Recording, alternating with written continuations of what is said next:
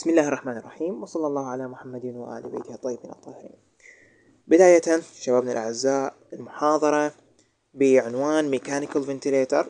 تعرفون الفنتيليتر جهاز التهوية، وهذا معروف أي واحد يعرفه، هذا الفنتيليتر. فقبل الفنتيليتر أذنوه على عدة نقاط. أولها اللي هي الاشتراك بالقناة حتى توصلكم الإشعارات مال كل فيديو، وأيضا مواقع التواصل.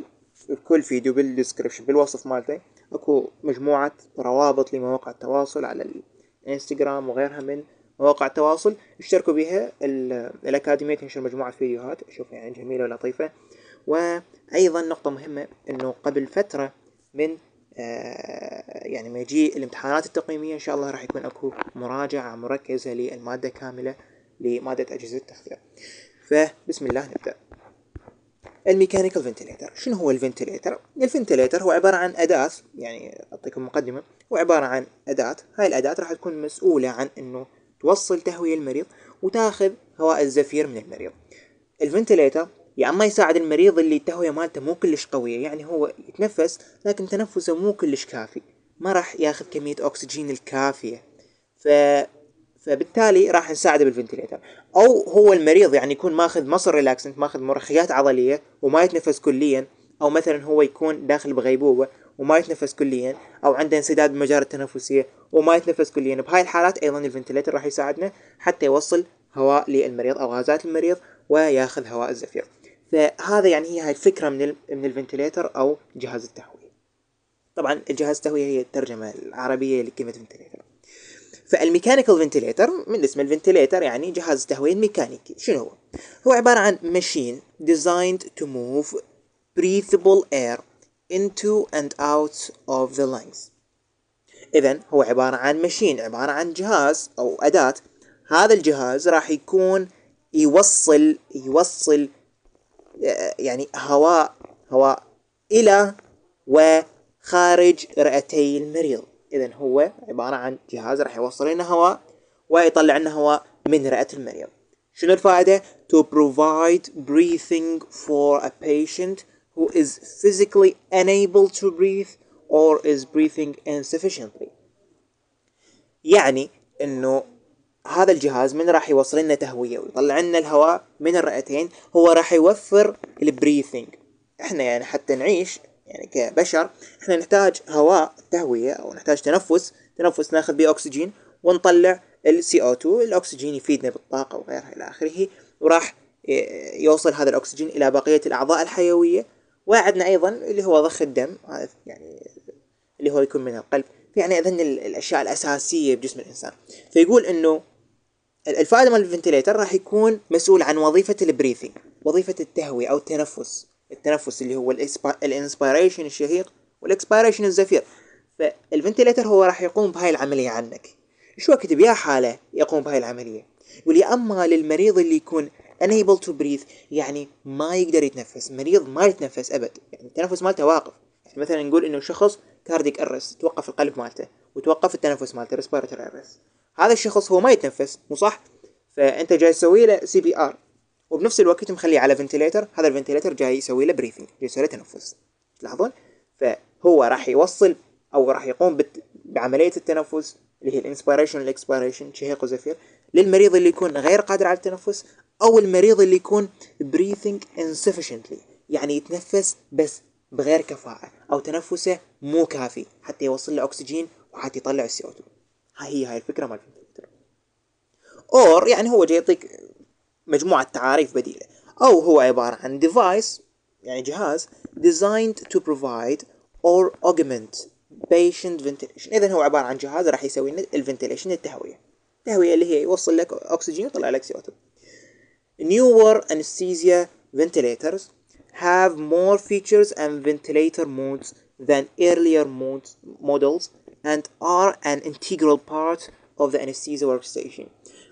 الفنتيليترات الجديدة اللي موجودة بعربة التخدير، يعني الحالية جديدة، يعني أحدث موديلات، هذه راح تكون تحويلنا على more features، يعني يكون الخصائص مالتها والمواصفات مالتها أفضل وأكثر، وبيها مودات كلش هواي.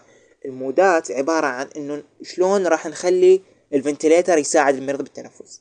هل انه المريض ما يتنفس بشكل كلي نخليه مثلا بمود CMV حتى يوصل له تهوية كافية. اذا المريض مثلا هو جاي يتنفس فاحنا بس نريد ندعمه بالتنفس مالته فنخليه على مود اسمه البريشر سبورت، وهكذا. يعني كل ما الفنتيليتر يكون بمودات اكثر كل ما يكون مناسب لكل الحالات. تلاحظون؟ فيقول انه الفنتيليترات الحديثة اللي موجودة تحوينا على خصائص افضل وتحوينا على مودات اكثر، فنتيليتر مودز اكثر من الموديلات القديمة الايرلير مودلز. الفنتيليترات القديمة ما راح يكون بها مودات هواي ولا يعني مواصفات افضل. وطبعا هو الفنتيليتر جزء اساسي من التخدير، يعني هسه احنا كتخديريين يعني جزء اساسي من عملنا هو الفنتيليتر، فهو integral part of anesthesia workstation، يعني جزء تكميلي. يعني ما تكمل يعني غرفة التخدير أو صالة العمليات إلى آخره، يعني أي شيء خاص بالتخدير ما يكمل بدون الفنتيليتر، فهو جزء تكميلي. تلاحظون؟ أو يعني جزء أساسي يعني من التخدير. فهذا الفنتيليتر، هاي الشاشة مال الفنتيليتر، وهنا عندنا مبخرات وغيرها، وهنا أكو عندنا بالخلف السندرات الاسطوانات مال الاكسجين وغيرها. تعرفون انتم الفنتيليتر شايفينه بالتدريب الصيفي. زين، انستيزيا ماشين فنتيليتر. هسه راح يحكي لنا بشكل كلي عن الانستيزيا ماشين فنتيليتر، يعني الفنتيليتر اللي موجود بعربة التخدير. عربة التخدير هاي عربة التخدير، لاحظوا هنا هاي مونيتورينج، وهنا اكو عندنا الشاشة مال الفنتيليتر، يعني هاي عربة التخدير، هاي مبخرات مال عربة التخدير. فهاي عربة التخدير بها فنتيليتر، مو صح؟ اكو فنتيليتر مدمج واكو فنتيليتر يجي بجهاز وحده، مثلا بالاي سي يو مثلا اكو عندنا فنتيليتر واحده. فهنا راح يحكي لنا عن الانستيزيا ماشين فنتيليتر، الفنتيليتر اللي موجود بعربة التخدير. ايش بيه هذا؟ ventilators are used to provide controlled ventilation، يعني هي عبارة عن فنتيليترات راح تساعدنا توصل control ventilation بين قوسين intermittent positive pressure ventilation اللي هو اختصاره IPPV. شنو يعني الفنتيليترات راح تكون قادرة على أن توصل لك control ventilation. شنو control ventilation؟ يعني أنت راح تضبط، يعني من نترجم controlled ventilation يعني تهوية متحكم بيها. شلون يعني أنت راح تضبط الفنتيليتر على إعدادات معينة، مثلا تقول له إنه وصل لي هذا الفوليوم. شنو هذا الفوليوم؟ اللي هو كمية الهواء اللي توصل بكل نفس. فتقول له وصل لي هذا الفوليوم 500 ملي لتر كل نفس. فأنت ضبطت الجهاز وقلت له إنه مثلا الريسبيراتوري ريت اللي هو عدد الأنفاس بكل دقيقة، مثلا قلت 12. فأنت ضبطت هذا الفنتيليتر وراح تخليه يوصل لك تهوية بالإعدادات اللي أنت مخليهن، فهذا يسمونه كنترول فنتيليشن. طبعا المريض يكون غير قادر على التنفس أو تنفسه يكون مو كلش كافي. مثلا المريض إذا كان تحت التخدير العام يعني جنرال انستيزيا، ممكن أنت تكون منطي مرخيات عضلية مصر ريلاكسنت وما راح يكون قادر على التنفس، يعني الحجاب الحاجز متوقف، التنفس متوقف، كل شيء متوقف. فبهاي الحالة أنت راح تخليه على الفنتيليتر على شيء يسمونه control ventilation أو IPPV intermittent positive pressure ventilation، يعني المريض ما يتنفس وأنت جاي تعطيه نفس بشكل كامل من قبل جهاز الفنتيليتر. تمام؟ الفنتيليتر هاي الوظيفة مالته، يوصل لك تهوية. بعض الفنتيليترات have the facilities to provide other ventilator modes. يقول بعض الفنتيليترات بها هواي مودات. they can be used in the. طبعا وين نستعمل الفنتيليتر؟ هذا جهاز التهوية، يعني انتم تخيلوا وين نستعمله؟ بصالة العمليات الاوبريتنج ثياتر نستعمله، بالعناية المركزة الانتنسيف كير يونت ايضا نستعمله، بترانسبورت اوف كريتيكال ill patients، بنقل المرضى اللي تكون حالتهم جدا مستعصية ايضا نستعمله، بالهوم بعض المرضى يكونون يعني عندهم حالات معينة، يعني ممكن عندهم يعني انسداد يصير بين فترة وفترة بمجرى التنفسية، أو تنفسهم يكون مو كلش كافي، ممكن يكون عندهم سمنة، فبالتالي من ينام مثلا ممكن تنسد مجال التنفسية مالته ويختنق. فيعني اكو هواي حالات بالمنزل بالهوم يحتاجون فنتيليتر. طبعا هاي فنتيليترات تكون بسيطة، مو نفس اللي موجودة بغرفة العمليات أو بالعناية المركزة، لا. فإذا الفنتيليتر جهاز أساسي يوفر لنا كنترول فنتيليشن أو IPPV، يكون موجود بصالات العمليات بالعناية المركزة، عند نقل المرضى، ممكن حتى بالبيت. بين قوسين على اللي عندهم فنتيليتر بالبيت كاتب انه هي للبيشنتس اللي requiring nocturnal respiratory assistance. هذا كمثال، يعني يقول مثال على المرضى اللي يحتاجون الفنتيليتر بالبيت هم المرضى اللي يحتاجون تهوية أو تنفس أو مساعدة للتنفس أثناء نومهم بالليل ليليا nocturnal. يعني مثلا المريض اللي يكون عنده obesity، عنده سمنة، مثل ما تعرفون راح يصير اكو عنده حالة يسمونها OSA obstructive sleep apnea، يعني من ينام على ظهره راح يعني راح تنسد المجال التنفسية مالته بشكل مؤقت، يعني 10 ثواني 15 ثانية. فبهاي الحالة راح يختنق المريض يعني مؤقتا، بينما إذا تخليه على فنتليتر مثلا على السيباب راح يوصل له أكسجين بشكل مستمر وما راح يصير عنده هذا الاختناق. فيعني هاي الأماكن اللي يستعمل بها الفنتليتر. الكلام اللي باقي كاتب انه الفنتليتر replaces the reservoir bag. يقول انه الفنتليتر جهاز الفنتليتر اللي هو الميكانيكال فنتليتر، هذا اللي بعربة التخدير، هذا اللي بعربة التخدير راح يستبدل لك الريزيرفر باج. يعني ما راح تحتاج تنفخ بيدك، مجرد تخلي المريض على الجهاز على الفنتليتر وتضبط الفنتليتر كنترول فنتليشن. هذا يسمونه كنترول فنتليشن، لان انت راح تتحكم بكل شيء، الجهاز راح يتحكم بكل شيء، فانت راح تضبط الجهاز وهو راح يتحكم لك بكل شيء، كنترول فنتليشن. فالفنتليتر استبدل الريزيرفر باج، اللي هي هاي الكرة اللي تنفخ بيها. It may be connected to the breathing system by bag or ventilator selector valve. يقول يعني مع ذلك اكو بعض الفنتليترات وهي الماشية يعني حاليا بالمستشفيات نلاحظ انه العربة مال التخدير بها ريزيرفر باج، بها هاي الكرة اللي تنفخ بها، وبنفس الوقت اكو بها كنترول فنتليشن، يعني تضبط الجهاز وهو يعطي تهوية للمريض. فهاي بالنسبة لي الفنتليتر فهمنا وبسيط كلش. هو عبارة عن جهاز يوفر لك كنترول فنتليشن وموجود بكل مكان، بوحدة العناية المركزة، بصالات العمليات، نقل المرضى، بمنزل المرضى، وبأي مكان آخر. استبدل لنا الريزيرفر باك حتى ما ننفخ بيدنا. وبأنواع types of mechanical ventilation، اكو انواع للميكانيكال ventilation، اكو نوعين رئيسيات. اكو عندنا negative pressure ventilation واكو عندنا positive pressure ventilation. البوزيتيف اللي هو هذا الحديث اللي نعرفه، هذا اللي هسه قبل شوي حكينا عنه، هذا اللي احنا نضبطه وراح يوصل لنا يدفع لنا هواء او يدفع لنا غازات للمريض. بس اكو نوع قديم يسمونه النيجاتيف بريشر فنتيليشن. هذا النيجاتيف بريشر فنتيليشن من اسمه نيجاتيف بريشر يعني ضغط سلبي. شنو ضغط سلبي؟ مثل ما تشوفون بالصورة، هاي الصورة او هاي الصورة، هذا يسمونه chest كويراز، وهنا ايرون لانج اللي هي الرئة الحديدية اذا سامعين بها. فبهاي الحالتين الجهاز هنا الفنتيليتر بهاي الحالة راح يسلط ضغط سلبي على القفص الصدري للمريض. يسلط ضغط سلبي. شنو هذا الضغط السلبي؟ شلون الضغط اللي يكون يعني بالمكنسة الكهربائية، شايفين من تشفط هي شلون تشفط؟ راح تسلط ضغط سلبي وبالتالي الجزيئات او الشغلات او الاوساخ راح تنسحب. فبهاي الحالة راح يسلط ضغط سلبي او فراغ مثلا على القفص الصدري، راح يجبر الهواء يدخل للمريض. تلاحظون؟ يعني هاي الفكرة يسمونها negative pressure ventilation. فهذا يعني أحد الأنواع مال mechanical ventilation. طبعا هذا النوع انقرض ما موجود حاليا. النوع اللي موجود حاليا الحديث إنه هو positive pressure. شنو positive؟ يعني يدفع لك، إيجابي يدفع لك، مو negative يخلي الهواء ينسحب داخلك. لا، هذا راح يسمونه negative. زين، فعرفنا اكو نوعين من الفنتليترات، اكو ميكانيكال او عفوا نوعين من التهوية الميكانيكية. اكو عندنا نيجاتيف بريشر اللي هو سلط لك ضغط سلبي على القفص الصدري المريض والهواء ينسحب لوحده. واكو عندنا بوزيتيف بريشر اللي هو احنا اللي نعرفه حاليا الحديث اللي هو يدفع لنا الهواء. زين، important definitions. هاي مجموعة تعاريف مهمة. شنو هاي التعاريف؟ اولا الباروتروما. شنو هي الباروتروما؟ الباروتروما والله تروما نعرف انه هي اصابة انجري.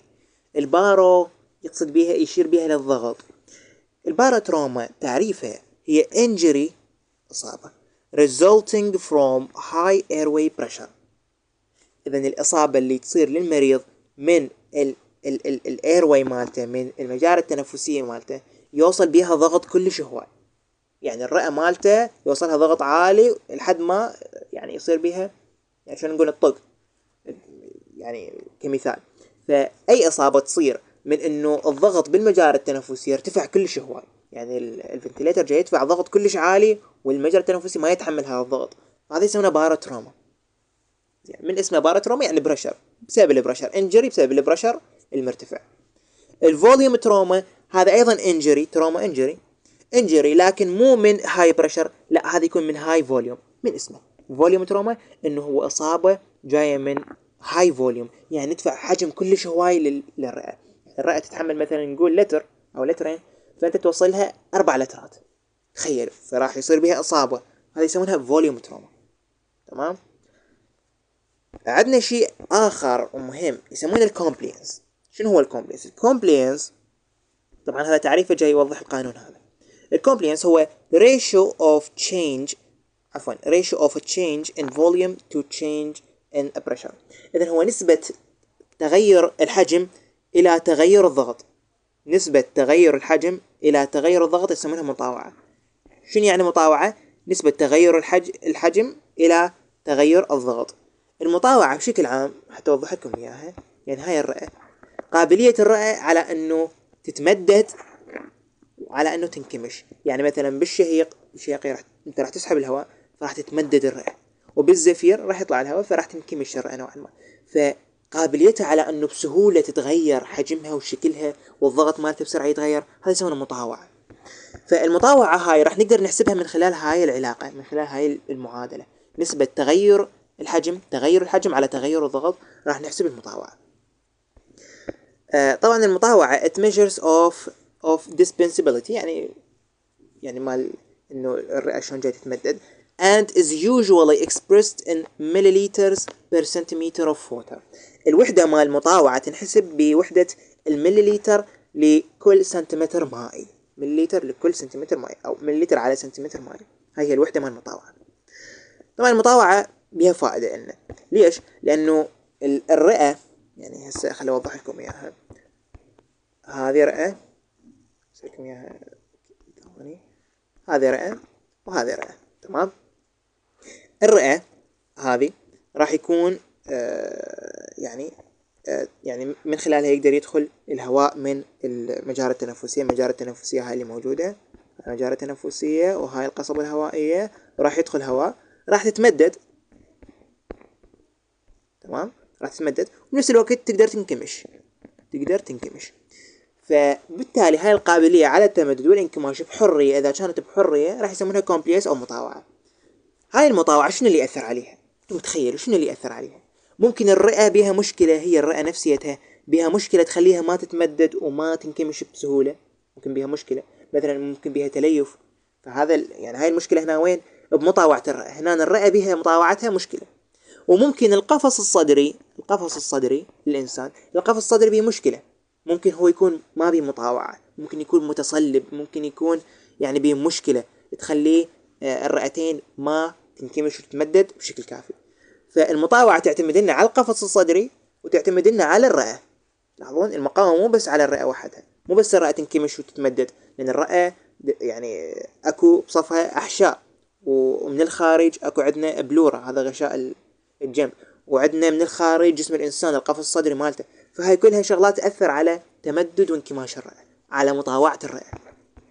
فيقول إنه الرئة المطاوعة الكومبلينس، يقول إنه هي يعني تشير لنا، أو هي يعني تدلنا على مطاوعة شغلتين أساسيات اللي هن الرئة والتشيست وول. التشيست وول اللي هو القفص الصدري.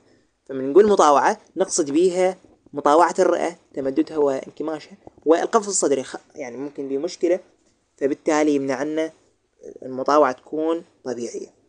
Breathing system components, especially breathing tubes and reservoir bag, also have compliance. في حال انه المريض كان على الفنتليتر ومخلي له تيوبات ومخلي له ريزرفر باج وغيرها، اذا المريض بهاي الحالة عنده تيوبات ومخلين على الفنتليتر، فالمطاوعة ما راح تكون فقط على الرئة وعلى القفص الصدري، لا، ممكن المطاوعة راح تصير ايضا على التيوبات وعلى ريزرفر باج. لاحظون؟ فيعني أي شيء يأثر على انكماش وتمدد الرئة، على ضغطها، على تغير حجمها، هذا راح يأثر على المطاوعة. فالإنسان الطبيعي المطاوعة مالته تعتمد على الرئة وتعتمد على القفص الصدري. الإنسان اللي على الفنتليتر المطاوعة مالته تعتمد على الرئة وعلى القفص الصدري وعلى البريثنج سيستم، على نظام التنفس اللي مخلين المريض عليه. فهاي يعني الكومبلينس أو المطاوعة يعني مهمة.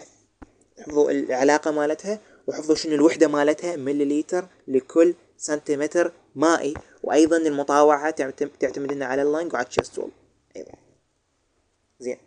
تعريف آخر اللي هو الإكزوست فالف. الإكزوست فالف هذا عبارة عن صمام من اسمه valve يعني صمام، هو صمام راح يسمح لي الهواء، راح يسمح الهواء انه يطلع من الفنتليتر ويوصل لي التيوبات ويوصل للمريض. عنها ببساطة exhaust valve او صمام الخروج يسمونه. يقول انه هو valve صمام موجود بالفنتليتر with a bellows. اذا تلاحظون بالفنتليترات اكو عندنا بيلو او وسادة يسموها، اللي هي هاي وسادة. فهنا اكو عندنا صمام موجود بالفنتليتر مرتبط بهاي الوسادة. هذا شنو الفائدة منه؟ allows driven gas to exist the bellows housing when it's open. يعني شنو؟ يعني صمام موجود بالفنتليتر راح يسمح لي للغازات انه تطلع وتوصل الى هذه البلو، الى هذه الوسادة. من راح توصل الغازات الى هذه الوسادة راح الوسادة تنكمش. الوسادة اذا شايفينها تتحرك، يعني اذا شايفين في التدريب الصيفي الوسادة هذه ترتفع لفوق وتنزل لجوا، في اثناء ارتفاعها ونزولها راح توصل هذا الغاز من الفنتليتر للمريض. فالفالف الاكزوست فالف هو الصمام اللي يوصل الهواء من الفنتليتر الى هذه الوسادة، وهاي الوسادة هي اللي راح تدفع. هذا باختصار الاكسبيراتوري فلو تايم والاكسبيراتوري بوز تايم والاكسبيراتوري فيس تايم. ثلاث تعاريف كلها تحكي لنا عن الاكسبيراتوري. شنو الفلو تايم، شنو البوز تايم، شنو الفيس تايم. الفلو تايم خلينا نشوف التعريف. time between the beginning and the end of expiratory gas flow. الفلو تايم هو من اسمه فلو جريان، يعني يقول وقت الجريان مال اكسبيريشن مال الزفير. فوقت جريان الزفير هو من بدء الزفير، تمام، من بدء الزفير الى نهاية الزفير، الى نهاية جريان الزفير. هذا يسمونه expiratory flow time. زين البوز تايم شنو؟ البوز تايم يعني بعد ما انتهى الزفير راح يصير اكو فترة توقف، اكو زمن توقف. بعد ما ينتهي الزفير يصير اكو فترة توقف قبل لا يبدي الشهيق التالي، صح؟ يعني هسه المريض اذا احنا مخلينه على الفنتليتر راح يصير اكو عندنا زفير، بعدين راح تكون اكو فترة مؤقتة. هاي الفترة مؤقتة قبل لا يبدي عندنا الشهيق التالي، اذا شايفين يعني بالفنتليتر. فهاي الفترة مال التوقف هاي يسمونها بوز تايم او وقت التوقف مال الزفير. اذا البوز تايم هي الوقت من نهاية الزفير، من الاند اوف اكسبيراتوري جاز فلو الى بداية الشهيق التالي، الى بداية الانسبيراتوري فلو اللي جاي. الفيس تايم هذا يشمل لنا هذا او هذا، يشمل لنا الفلو تايم والبوز تايم. الفيس تايم هو الوقت الكلي مال الزفير، يعني الوقت من بداية الاكسبيراتوري فلو، من بداية خروج الهواء مال الزفير الى بداية الشهيق، هذا كله يسمونه expiratory phase time. من اسمه phase يعني الطور، المرحلة كلها مال الزفير يسمونها phase time، expiratory phase time. لاحظون؟ وطبعا ايضا اكو عندنا الانسبيراتوري، اكو عندنا inspiratory flow time، واكو عندنا inspiratory pause time، واكو عندنا inspiratory phase time. الانسبيراتوري فلو تايم اسمه جريان، الوقت مال جريان الشهيق، يعني الوقت من بداية الشهيق الى نهاية الشهيق، صح؟ البيريد او الفترة من بداية بداية الشهيق ونهاية الجريان مال هواء الشهيق، الانسبيراتوري فلو، هاي يسمونها فلو تايم، انسبيراتوري فلو تايم. البوز تايم يعني بعد ما انتهى الشهيق راح يصير اكو فترة توقف. هاي فترة التوقف من نهاية الشهيق لحد بداية الزفير، هاي فترة التوقف اللي ما بيها اي شيء يسمونها inspiratory pause time.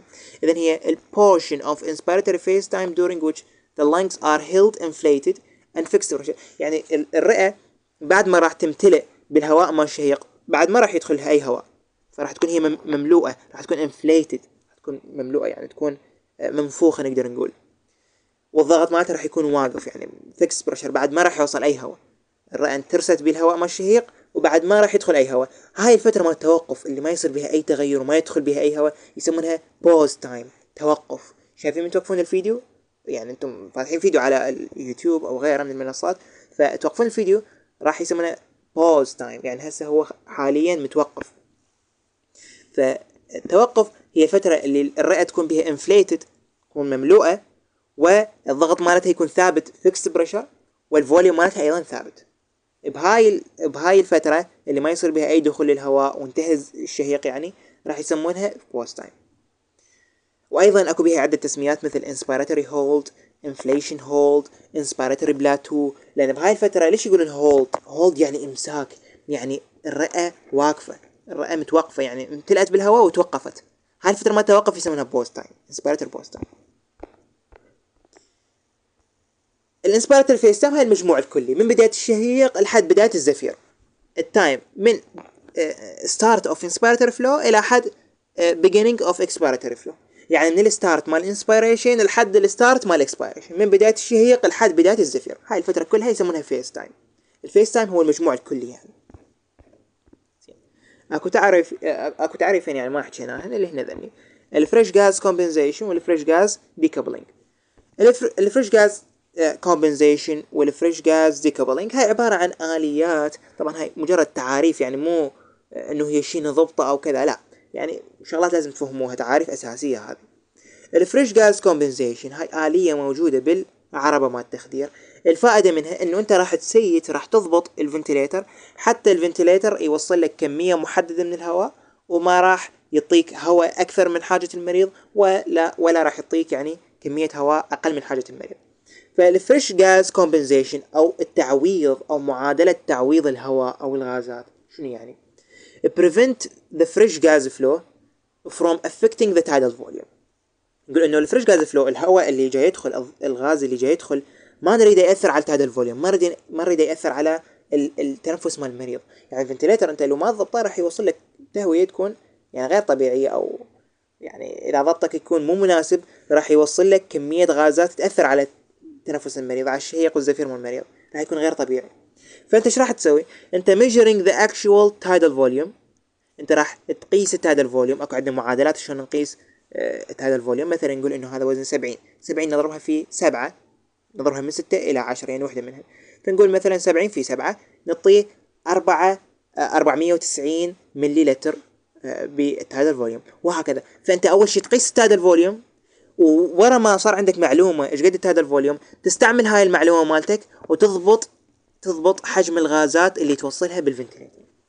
ببساطه انه انت راح تحسب التايدال فوليوم، وراح تستعمل المعلومه هاي اللي هي يعني حجم التايدال فوليوم مال هذا المريض، وراح تضبطها adjust، راح تضبط الفنتليتر حتى يوصل لك هاي الكميه اللي انت حسبتها. ببساطه هذا الفريش جاز كومبنسيشن. فهو مو زر موجود مثلا بالفنتليتر ولا شيء موجود، لا هو مجرد انه هاي عمليه الضبط مال انت حسبت التايدال فوليوم وكتبته وضبطته بالفنتليتر، هاي يسمونها فريش جاز كومبنسيشن. الفريش جاز ديكابلينج او عزل الغاز، لانه هو منع الغاز اللي جاي يوصل انه يأثر على الحجم مال الغازات اللي جاي توصل لرئة المريض. شلون؟ isolating fresh gas so that does not enter breathing system during inspiration. يقول انه هذا الهواء الفريش جاز هو راح يكون يوصل بشكل مستمر، فاثناء الانسبيريشن during inspiration خلال الشهيق المريض يعني الرئة مالته انترست هواء، تمام، وجاي صار اكو عندنا تبادل غازي. بهاي الفترة الهواء توقفه، الهواء الباقي اللي جاي يمشي هذا تعزله، تخليه ما يوصل للرئة، تسوي له ايزوليشن، ايزوليتنج. ليش تسوي الايزوليتنج؟ ليش تسوي العزل؟ حتى ما يدخل للرئة اكثر. الرئة راح يصير بها تبادل غازي ويصير بها شهيق، بعدين يخرج هذا الهواء، والهواء اللي جاي يوصل بشكل مستمر نعزله بشكل مؤقت اثناء فترة الشهيق. هاي هي العزل انه الهواء توقفه اثناء الشهيق، يعني الهواء وصل للمريض وجاي يسوي عملية الشهيق. بهاي الحالة انت راح توقف الفريش جاز فلو من انه يوصل بشكل مستمر للمريض. هاي يعني هي يعني بالمختصر. الاي اي ريشيو، تعريف الاي اي ريشيو. طبعا هي مشكلة الالوان مال المحاضرة هنا يعني شوية نوعا ما تدوخ، ممكن ما جاي تعرفوا وين جاي احكي هسه حاليا. لكن الاي اي ريشيو اللي هي الانسبيراتوري اكسبيراتوري فيس تايم ريشيو، يعني نسبة الشهيق الى نسبة الزفير، ايش قد انت مخلي وقت للشهيق وايش قد مخلي للزفير، هاي يسمونها اي اي ريشيو. مثلا احنا اللي نعرف الاي اي ريشيو هي نسبتها 1:2. اذا شايفين هذا الرقم بالفنتليتر 1:2، مثلا نقول انه التنفس الشهيق والزفير المجموع الكلي هو 6 ثواني، 6 سكند. هاي 6 سكند راح توزعها انت، راح تكون الشهيق ثانيتين، لأن الشهيق هنا النسبة مالته 1، والنسبة مال الزفير هي 2، يعني ضعف الشهيق. فالشهيق إذا أنت مخليه ثانيتين، الزفير راح يكون إيش قد؟ ضعف الثانيتين، 4 ثواني، وهكذا. فالأي ريشيو هي انت ايش قد موزع، ايش قد مخلي نسبه للشهيق وايش قد مخلي نسبه للزفير، الوقت مالتهم، التايم مالتهم. فهي نسبه الانسبيراتوري تايم الى الاكسبيراتوري تايم، يعني نسبه وقت الشهيق الى نسبه وقت الزفير. فهذا هو المعنى مال اي ريشيو. المينت فوليوم هو حجم الهواء اللي توصل المريض بدقيقه كامله. التادل فوليوم، طبعا التادل فوليوم اللي هو الحجم اللي جاي يوصل من الهواء كل شهيق وكل زفير، هذا يسمونه منت تادل فوليوم. المينت فوليوم هو مجموع هذا تادل فوليوم خلال دقيقه كامله. all تادل فوليوم sum، طبعا sum معناته summing او جمع، فجمع كل تادل فوليوم خلال دقيقه within 1 minute. البيك بريشر هذا اعلى ضغط اثناء الشهيق. خليني اوضح لكم هنا. هذا يعني هسه حاليا هذا المريض هنا جاي نعطيه شهيق، نعطيه تهويه من الفنتليتر، جاي يوصل له ضغط، يوصل له ضغط من الغاز، وصل اعلى نسبه من الضغط. اعلى نسبه هذه يسمونها بيك بريشر او بيك انسبيراتوري بريشر. بعدين يبدي هنا فتره مال توقف، هاي هنا فتره البوز، فتره التوقف اللي حكينا عليها. بعدين يبدي عندنا الزفير. فهاي اعلى ضغط وصلنا له يسمونه بيك بريشر، يعني هذا الضغط اللي بعد ما يقدر تتحمل الرئه اكثر منه، هذا هو اعلى ضغط. اذا ارتفعت اكثر منه ممكن راح يصير عندك باروتروما. فالبيك بريشر هو ماكسيمم بريشر دورينج انسبيراتوري فيس تايم، يعني اعلى ضغط، الضغط الاقصى اللي يوصل بالشهيق. البلاتو بريشر هو هاي الفتره مال التوقف، هاي الفتره مال الاستراحه، الضغط يكون بها ثابت، انها جاي يصير اكو عندنا تبادل غازي والرئه تبقى ثابته وتكون مملوءه بالهواء، فهي يسمونها بلاتو بريشر. شوفوا التعريف مالته. ريستنج بريشر هو الضغط مال الاستراحه during inspiratory pause، يعني بالانسبيراتوري بوز. الانسبيراتوري بوز اللي هو قلنا الفتره اللي ما يصير بها لا دخول هواء، يعني الهواء امتلاء داخل الرئتين، والرئتين بعد ما راح يوصلها اي هواء راح تكون متوقفه فتره زمنيه معينه. هاي فتره التوقف الضغط اللي يكون بها يسمونه بلاتو بريشر ببساطه. بلاتو بريشر يسمونه. البيب، شنو البيب؟ البيب يسمونه positive end expiratory pressure، هذا يعني المختصر مالته البيب هو airway pressure above ambient at the end of exhalation، يعني ايش قد الضغط اللي موجود بالرئتين بعد نهاية الزفير، يعني هواء الزفير كله طلع من الرئتين، ايش قد الضغط اللي موجود داخل الحويصلات الهوائية بالرئتين، ايش قد الضغط هذا اللي بعد الزفير، هذا يسمونه بيب. فنقول انه هذا المريض هنا صار اكو عندنا شهيق، هنا بلاتو، هنا عندنا زفير، الضغط ما راح يوصل للصفر، يعني هسه طلع عندنا زفير، هذا هنا الزفير انتهى، لكن ورا الزفير بقى عندنا ضغط داخل الحويصلات الهوائية. تلاحظون هنا 5، الضغط 5، هاي ال5 يسمونها بيب، يعني الضغط يعني يبقى اكو عندنا ضغط داخل الرئتين حتى بعد ما طلع عندنا هواء الزفير. هذا البيب طبعا مهم، يفيد. ليش؟ لانه الحويصلات الهوائية إذا ما بقى بها ضغط ممكن راح يصير بها كولابس، يصير بها انخماص، فبالتالي من راح يدخل هواء الشهيق التالي ما راح يستفاد من المريض، لأن الحويصلة الهوائية منكمشة أو صار بها كولابس. تلاحظون؟ فالبيب هو الضغط اللي راح يبقى بعد نهاية الزفير، بعد الاند اوف اكزاليشن. التريجرينج هو شنو اللي يحفز الفنتليتر حتى يوصل تهوية، شنو اللي يحفز الفنتليتر حتى يوصل لك تهوية. إذن هو how patient let ventilator know that he wants a breath. مثلا المريض اللي هو يعني التنفس مالته ضعيف مخليني على الفنتليتر، المريض راح يسحب نفس لكن السحب مالته راح يكون ضعيف، فمن سحب نفس هو غير لنا الضغط، غير لنا الحجم، غير لنا يعني الفلو، فبالتالي الفنتليتر عنده حساسات راح يتنبه انه المريض يريد نفس، فبالتالي المريض راح يوصل له نفس من خلال الفنتليتر. فالتريجرينج هو شنو اللي يحفز الفنتليتر، شنو اللي يسويه المريض وراح يخلي الفنتليتر يعرف انه هو يريد نفس. فهذا ببساطة التريجر.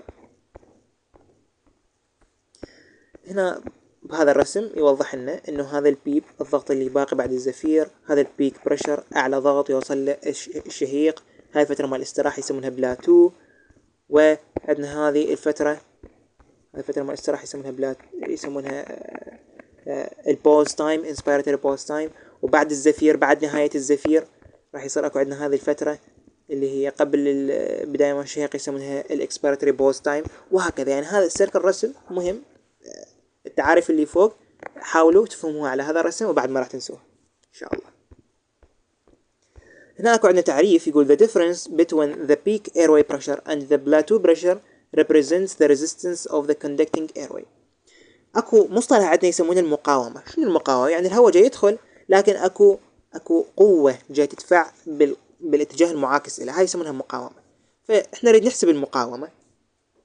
يقول إنه هي عبارة عن الفرق بين البيك ايروي بريشر، يعني هذا البيك ايروي بريشر على ضغط بالشهيق، هذا البيك أطرح منه البلاتو بريشر، أطرح منه البلاتو، تطرح البيك من البلاتو راح يطلع لك الريزيستنس، راح تطلع لك المقاومة. هاي المقاومة بالعادة راح تكون هي 5 سنتيمتر ماي. نورمالي النسبة الطبيعية مال المقاومة هي 5 سنتيمتر ماي. فإذا هي الفرق، هي الديفرنس، هي الفرق بين البيك بريشر وبين البلاتو بريشر، راح يطلع لك كمية المقاومة، راح يطلع لك الريزيستنس. Classification of anesthesia ventilator. شنو هي تصنيفات الفنتليترات؟ الفنتليترات بها أنواع على أساس المصدر مال الطاقة، على أساس شنو راح يصير بها سايكلينج، على أساس إنه هي بريشر جنريتر لو فلو جنريتر، على أساس الوسادة اللي بيها، على أساس المودات، على أساس شنو اللي يتحكم منه بالشهيق، على أساس وين تستعمل، على أساس هل هي صالحة للأطفال ولا. فعلى أساس هذه الشغلات اللي ذكرتهن راح يصير أكو عندنا أنواع للفنتليترات، راح يصير أكو عندنا أنواع للفنتليترات. الكلاسيفيكيشن اوف انستيزيا فنتليتر، التصنيفات مال الفنتليترات راح تكون اولا على اساس الباور سورس، على اساس المصدر مال الطاقه. اكو عندنا فنتليترات تشتغل على الضغط، يعني انت مخلي لها اسطوانه ضغط، هاي الاسطوانه بها غاز مضغوط كومبريس غاز، فمن خلال هذا الضغط راح يشتغل الفنتليتر. اكو عندنا تشتغل على الكهرباء، على الالكتريسيتي اللي هي حاليا احنا اللي نشوفها تشتغل على الكهرباء. واكو فنتليترات بوث تشتغل على الكهرباء وعلى الغازات المضغوطه. اكو عندنا تصنيف ايضا للفنتليترات على اساس السايكلينج. شنو السايكلينج؟ يعني الآلية على شنو اعتمدنا وبدينا الزفير. يعني هسه صار اكو عندنا شهيق، تمام؟ هذا الشهيق شلون راح نبدي الزفير؟ شلون راح نبدي هذا الزفير؟ على يا اساس يعني الانتقال من الشهيق للزفير يسمونه سايكل. شنو السايكل؟ فالانتقال من الشهيق للزفير على اساس تغير الحجم، اكو عندنا فوليوم سايكلينج، واكو عندنا على اساس الوقت، يعني الوقت مال الشهيق انتهى فراح نحول على وقت الزفير، وهكذا تايم سايكلينج. اكو عندنا بريشر سايكلينج اللي هو على اساس الضغط، يعني وصلنا ضغط معين بالشهيق وراح نبدي بالزفير. اكو عندنا فلو سايكلينج على اساس الجريان مال التنفس، راح نبدي نحول بين الشهيق وبين الزفير. فالسايكلينج هو النقطة مال التحول من الشهيق الى الزفير، هاي يسمونها سايكلينج. فهاي النقطة مال التحول تكون على اساس ذني الشغلات. فالفنتليتر ايضا يتقسم على اساس ذني الامور.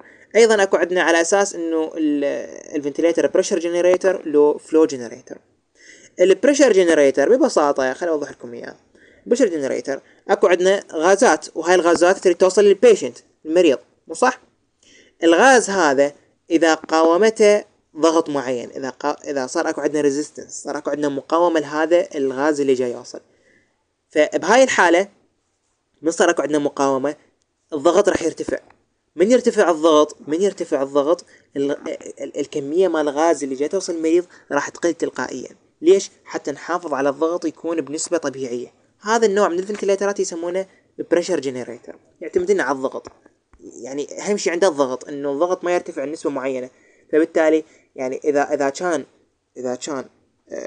انه يعني نقصان وصول الهواء للمريض راح يقلل لك من الضغط، فهو راح يقلل لك وصول الغازات. فهو يعتمد لك على الضغط بتحديد كمية الهواء اللي جاي يوصل، كمية الغازات اللي جاي توصل، يسمونه بريشر جنريتر. اما الفلو جنريتر حتى لو صار اكو عندنا مقاومة لوصول الغازات للمريض، الغاز راح يوصل بنسبة كاملة، هذا يسمونه فلو جنريتر. مثال عليه البريشر سبورت. يعني هاي الفرق بين البريشر جنريتر والفلو جنريتر، هذا يعني شيء خارجي لكن حتى تتوضح لكم الصورة. مثال على البريشر جنريتر هو مثلا عندنا الديتكس اوميدا. الديتكس اوميدا راح يوصل لك 100% اكسجين. مثلا عندك النورث امريكان دراجر، هي يعني امثله على البريشر جنريتر. واكو عندنا الفلو جنريتر مثال عليه اللي هو الوحيد بيستون دريفن سنجل سيركت فنتليتر. بعدين عندنا البلوز اللي هي الوسادات. الوسادة اللي قلنا هذه تكون موجودة وتدفع لنا طبعا صلاة الصلاة إفطار شهي إن شاء الله وصوم مقبول. المهم البلوز، على أساس البلوز الفنتيليترات تتقسم على أساس الوسادات. هاي الوسادة اللي تصعد وتنزل. فهاي الوسادات أكو وسادات تكون ascending. يعني شنو ascending؟ ascending يعني صاعدة، يعني ترتفع. يعني من يصير أكو عندنا زفير راح ترتفع. هي ليش ترتفع؟ حتى تخزن غازات وتوصلها للمريض بعدين. واكو عندنا نوع من الوسادات تكون descending تنزل. يعني من يصير اكو عندنا expiratory phase، من راح يصير اكو عندنا زفير، هي راح تنزل ويا الزفير. هذا ببساطة يعني هذا التصنيفات، يعني اكو بها انواع. والفائدة من هذا الجدول جاي يوضح لك انه الفنتليترات بها انواع، او يعني حتى لو يعني طبعا معلومة مهمة انه هذه التفاصيل اللي موجودة هنا مو لازم تكون كل واحدة منهن عبارة عن فنتليتر خاص به. مثلا هنا المودات، هاي المودات موجودة بأغلب عربات التخدير، يعني هو فنتليتر واحد بكل هذه المودات. فهو مجرد جاي يوضح لنا أن الفنتليترات بها هواي شغلات. مثلا السورس مالتها على شنو تشتغل، هذا بتقسيم. شنو المودات مال الفنتليترات، هذا بتقسيم. فهو جاي يوضح التقسيمات اللي متعلقة بالفنتليتر بشكل عام. زين، المودات اكو عندنا مود فوليوم كنترول فنتيليشن، يعتمد لنا على الحجم، يوصل لك حجم معين.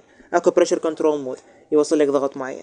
اكو اس اي ام في سينكرونايز انترميتنت مانداتوري فنتيليشن مود اللي هذا راح يساعد المريض. اكو بريشر سبورت مود ايضا راح يساعد المريض يسحب الانفاس والفنتيليتر راح يساعده. اكو بريشر سبورت مود برو. اكو عندنا بريشر كنترول فنتيليشن وذ فوليوم جارانتي، يعني هذا راح ينتبه للضغط وبنفس الوقت راح يوصل لك حجم مناسب او حجم انت ضابطه يعني بشكل كامل. فيعني اكو بها انواع. اكو عندنا inspiratory phase gas control، اكو تصنيف للفنتيليترات على اساس انه بالشهيق ايش راح يوصل لك. اكو فنتيليترات توصل لك فوليوم كامل، واكو فنتيليترات توصل لك بريشر كامل، يعني ضغط معين توصل هذا الضغط بعد ما راح يوصل لك شهيق. واكو يوصل لك الى حجم معين وبعد ما راح يوصل لك هواء للشهيق، وهكذا. اكو عندنا ايضا تصنيف الفنتيليترات على اساس اليوز، على اساس الاستخدام. اكو تستخدم يعني بصالات العمليات بالاوبريتنج ثياتر، اكو بالانتنسيف كير يونت. اكو فنتيليترات تستعمل بالفنتيليتر بصالات العمليات وبالرعايه المركزه بنفس الوقت. واكو عندنا ايضا تصنيف الفنتيليترات على اساس انه هي صالحه للاطفال ولا. اكو عندنا صالحه للاستعمال يس، واكو عندنا نو تكون غير صالحه للاستعمال للاطفال. هنا أنا بهذا الجدول أعتقد يعني إن شاء الله تكون واضح التصنيفات. هي مجرد تصنيفات، مصدر الطاقة، السايكل شلون، الوسادة، المودات، هل هو صالح للأطفال ولا لا. يعني هاي تصنيفات تحفظوها، يعني مجرد تحفظوها أو تفهموها، يعني لأن الحفظ شوي نوعا ما صعب، والمادة بها هواي تفاصيل. وكو عندنا مادة الأسس، الحقيقة مال الأسس جدا مطولة وبها هواي معلومات للحفظ، فأنتم فهموها. difference between the pressure generator and flow generator ventilator. هنا خلينا معلومتين ذني ممكن يجي ام سي كيو، هو اي شيء ممكن يجي ام سي كيو، لان هاي حقيبه جديده وماده جديده بالوزاري، فبالتالي انتم لازم تقرون كل التفاصيل وكل الصور وكل الجداول. فهنا يريد يوضح لنا فرق مهم بين البريشر جنريتر، بين الفنتيليترات اللي تكون بريشر جنريتر تعتمد لنا على الضغط، واكو فنتيليترات تكون فلو جنريتر يعني تعتمد لنا على الجريان مثل البريشر سبورت. شلون؟ خليني اوضح لكم، ممكن بعد ما وضحت الصوره. اذا صار اكو عندنا change in lung compliance، اذا صار اكو عندنا ضغط يعني تغير بالمطاوعه، يعني قدره الرئه على الانكماش وعلى التمدد صار بها تغير، صارت يعني غريبه نوعا ما او قلت او زادت. البريشر جنريتر هذا النوع من الفنتيليترات cannot compensate، يعني اذا صار اكو خلل بالمطاوعه هذا البريشر جنريتر ما راح يفتهم انه صار اكو خلل، ما راح يقدر يعوض لك هذا الخلل، راح يوصل لك الكميه ضابطها فقط. اما الفلو جنريتر، هذا الفلو جنريتر المريض بهاي الحاله هو يتنفس هنا، فبالتالي من يصير اكو عندنا خلل بالمطاوعه الفنتليتر هذا مال الفلو جنريتر راح يقدر يعوض، كان كومبنسيت، يقدر يعوض.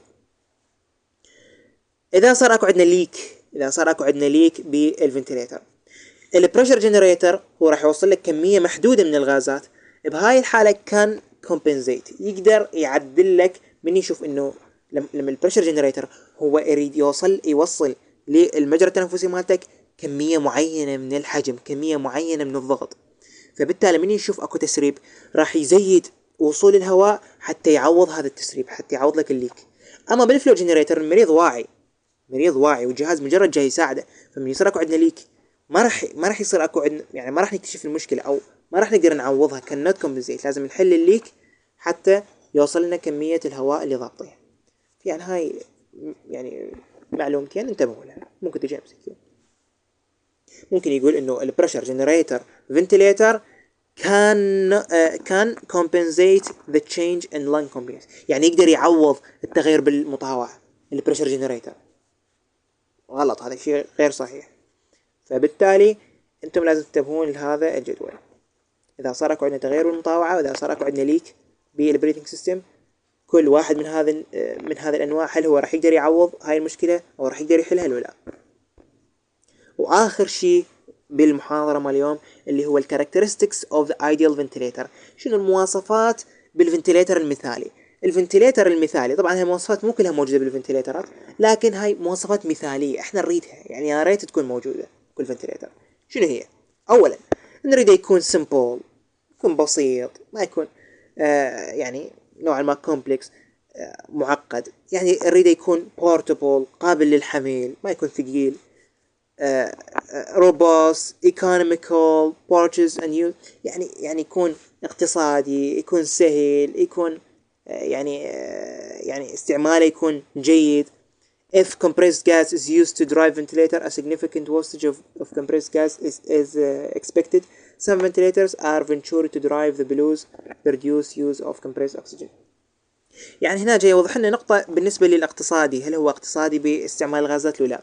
يقول بالفنتليترات اللي انت مستعمل بيها كومبريس غاز، يعني غاز مضغوط مثلا بالصوانة وجاي تستعمله بالفنتليتر، يقول بهاي الحالة اكو عندنا كمية معينة كلش هواي من التسرب مال الغازات او من هدر الغازات راح يكون احنا يعني متوقعينه. فبعض الفنتليترات تستعمل نظام يسمونه فينتوري سيستم.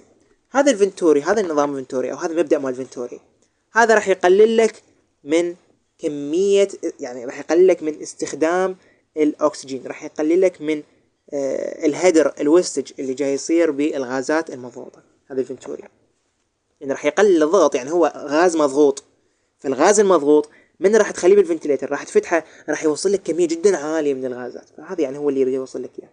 فالفنتوري يعني فراح بهاي الحالة مال الفنتوري راح يقلل لك القطر مال القطر اللي راح يدخل من خلاله الغاز، وراح يقل عندك الضغط، وراح يوصل لك الغاز نوعا ما يكون الهدر مالته اقل. يعني هاي الفكرة مال النقطة الأولى اللي يريد يوصلها. فإحنا نريد يكون بسيط، قابل للحمل، اقتصادي.